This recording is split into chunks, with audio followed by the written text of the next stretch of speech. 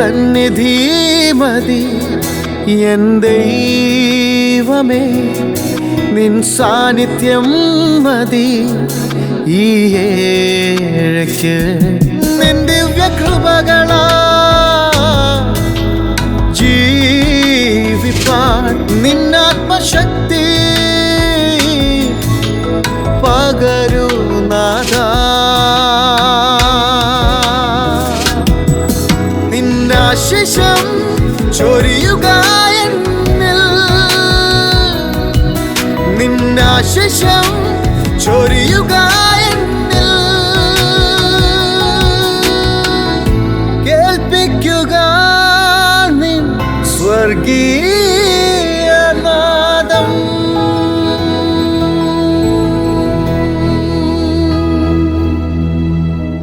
സ്വർഗീയനാദം ശ്രവിക്കുന്ന എല്ലാ മാന്യ സ്നേഹിതർക്കും പ്രഭാതവന്ദനങ്ങൾ അറിയിക്കുന്നു. ഈ പുതിയ പ്രഭാതത്തിൽ ദൈവം എല്ലാവരെയും അനുഗ്രഹിക്കട്ടെ എന്ന് പ്രാർത്ഥിക്കുകയും ആശംസിക്കുകയും ചെയ്യുന്നു. ബൈബിൾ കഴിഞ്ഞാൽ പിന്നെ ലോകത്തിൽ ഏറ്റവും കൂടുതൽ വിറ്റഴിക്കപ്പെട്ടിരുന്ന പുസ്തകം ജോൺ ബെനിയൻ എഴുതിയ പരദേശി മോക്ഷയാത്ര എന്ന പുസ്തകമാണ്. ആ പുസ്തകത്തിലെ പ്രമേയം ക്രിസ്ത്യാനി എന്ന് പേരുള്ളതായ ഒരു മനുഷ്യൻ മോക്ഷം തേടിയുള്ളതായ യാത്രയാണ്. അങ്ങനെ തൻ്റെ പാപഭാരവും പേറി മോക്ഷം തേടിയുള്ള യാത്രയിൽ അദ്ദേഹം ഒരു മായച്ചന്തയിൽ എത്തിച്ചേരുന്നു. അവിടെ താൻ കാണുന്നത് വളരെ തിരക്കേറിയ ഒരു നഗരമാണ്. താൻ കാണുന്ന എല്ലാ കാര്യങ്ങളും മായയായിട്ടുള്ളതാണ്. അവിടെ നിറഞ്ഞിരിക്കുന്ന എല്ലാ വസ്തുക്കളും മായയാണ്. വാസ്തവത്തിൽ അത് ഈ ലോകത്തിൻ്റെ ഒരു ചിത്രമാണ്. നാം ജീവിക്കുന്നതായ ചുറ്റുപാടുകളിൽ നാം കാണുന്നതെല്ലാം മായയായിട്ടുള്ള കാര്യങ്ങളാണ്. അതായത് യഥാർത്ഥമായിട്ടുള്ളത് ഒന്നുമില്ല എന്ന് ചുരുക്കം. നാം കാണുന്നതെല്ലാം പൊയ്മുഖങ്ങളാണ്. യഥാർത്ഥ മുഖങ്ങളെല്ലാം അതിൻ്റെ പിന്നിൽ മറഞ്ഞിരിക്കുന്നു. കൊടിയ വിഷം വിൽക്കുന്നതായ കടകളിൽ ഏറ്റവും വലിയ പരസ്യമാണ് പ്രദർശിപ്പിക്കാറുള്ളത്. കൊടിയ വിഷം വിൽപ്പനയ്ക്ക് വെച്ചിരിക്കുന്ന പാക്കറ്റുകളുടെ പുറത്ത് ഏറ്റവും മനോഹരമായ ആകർഷകമുള്ള പരസ്യങ്ങളാണ് ആലേഖനം ചെയ്യാറുള്ളത്. ഇത് വിഷമാണ് എന്നുള്ളത് വളരെ ചെറിയ അക്ഷരത്തിൽ പെട്ടെന്ന് ശ്രദ്ധയിൽപ്പെടാത്ത നിലയിലാണ് എഴുതി വയ്ക്കാറുള്ളത്. നിങ്ങൾ മദ്യഷാപ്പുകളിൽ നോക്കുക. മദ്യഷാപ്പുകളുടെ ബോർഡുകളിൽ മദ്യപാനം ആരോഗ്യത്തിന് ഹാനികരം എന്ന് പ്രദർശിപ്പിക്കണം എന്ന നിയമമുണ്ട്. എന്നാൽ അത് ശ്രദ്ധയിൽപ്പെടാത്ത നിലയിൽ വളരെ ചെറുതായി മാത്രമേ രേഖപ്പെടുത്താറുള്ളൂ. പുകവലിക്കുന്നവരുടെ ശ്രദ്ധയ്ക്ക് വേണ്ടി പുകയില ഉൽപ്പന്നങ്ങളുടെ പാക്കറ്റുകളിൽ പുകവലി ആരോഗ്യത്തിന് ഹാനികരം എന്ന് വ്യക്തമായി എഴുതി പ്രദർശിപ്പിച്ചിരിക്കണം എന്ന് നിബന്ധനയുണ്ട്. എന്നാൽ അത് വളരെ ചെറിയ അക്ഷരത്തിൽ പെട്ടെന്ന് ശ്രദ്ധയിൽപ്പെടാത്ത നിലയിൽ മാത്രമേ അതിലെഴുതാറുള്ളൂ. ആ പാക്കറ്റിൻ്റെ പുറത്തുള്ളതായ പരസ്യങ്ങളും അതിലെ എഴുത്തുകളും ഏറ്റവും മനോഹരവും നമ്മുടെ ശ്രദ്ധ വളരെ പെട്ടെന്ന് പിടിച്ചു പറ്റുന്ന നിലയിലുള്ളതുമായിരിക്കും. ഇനി ഭക്ഷണ സാധനങ്ങൾ നോക്കുക. എല്ലാറ്റിലും മായം കലർത്തിയിട്ടാണ് നമുക്ക് നൽകുന്നത്. അങ്ങനെ മായം കലർത്തുന്നതിനെല്ലാം നിയമങ്ങളും നിബന്ധനകളുമുണ്ട്. അതൊന്നും പാലിക്കാതെ യാതൊരു നിയന്ത്രണവുമില്ലാതെ അതിഭയാനകമായ നിലയിൽ മായം കലർത്തിയ ആഹാര സാധനങ്ങളാണ് നമുക്ക് വാസ്തവത്തിൽ ലഭിക്കുന്നത്. അങ്ങനെ ഒരു മായച്ചന്തയിലാണ് നാം ജീവിക്കുന്നത്. ദുഷ്ടത നിറഞ്ഞിരിക്കുന്ന ഈ ലോകത്തിൽ ചതിവും വഞ്ചനയും വ്യാജവും എല്ലാം നിറഞ്ഞിരിക്കുന്നതായ ലോക സാഹചര്യങ്ങളിൽ വാസ്തവത്തിൽ വ്യാജമല്ലാത്തത് എന്താണ്? മായമില്ലാത്തത് എന്തിനാണ്? അതേ സംബന്ധിച്ച് തിരുവെഴുത്ത് ഇങ്ങനെ പറയുന്നു.